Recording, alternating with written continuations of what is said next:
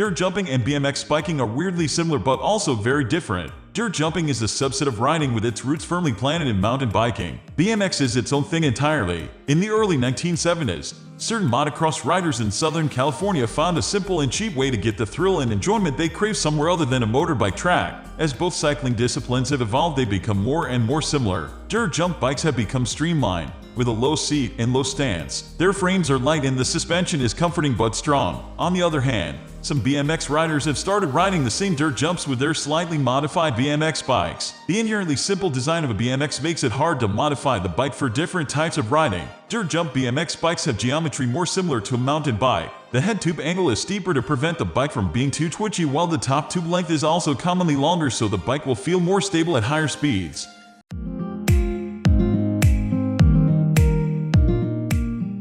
Riding discipline differences. As I've mentioned several times now, there are many differences between BMX bikes and DJ/slopestyle bikes. The riding style is also quite different. In this section, I hope to explain the differences between the two types of bikes, the style of riding you can do on each, and finally what I suggest for different people.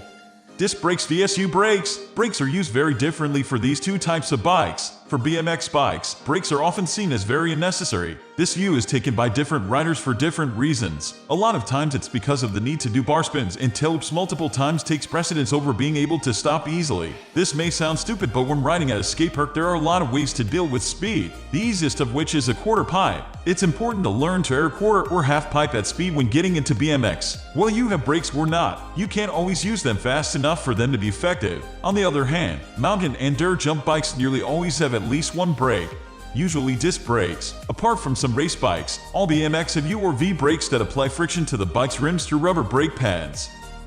Rigid forks in bike suspension. The frame and forks are probably the two parts that have the biggest impact on the riding style of a specific type of bike. In the case of BMX and dirt jump bikes, the forks couldn't be more different. There are two styles of bike forks, suspension or rigid. There's no special explanation for either of these. Either your bike has suspension, which means the forks compress when pressed down, or they are made from one piece of metal and they don't compress. Mountain bikes can have rigid forks, but it's quite uncommon. Rigid jump bikes are normally only rated at skate parks when someone is trying to stay away from riding a BMX bike but still wants to ride at the skate park.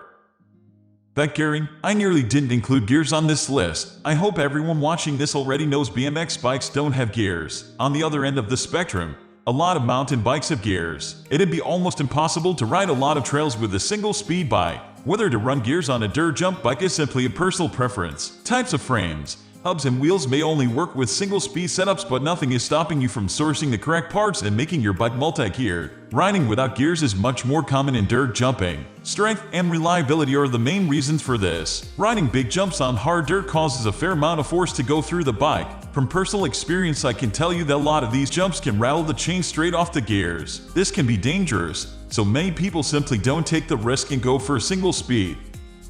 20-inch vs 26-inch bike wheels. The wheel size is one of the main differences between BMX and dirt jump bikes. The wheels on DJ and slopestyle bikes go from 24-inch to 26-inch. While it's possible to have a 27.5-inch or 29-inch wheel set on a jump bike, it's quite uncommon. BMX bikes, on the other hand, are nearly always 20-inch. The only difference comes with younger riders that might ride something like an 18-inch bike. There are advantages and disadvantages to both wheel sizes. Small wheels have better acceleration and tight cornering ability, but you won't get anywhere near the top speed of a 29-inch wheel on a BMX.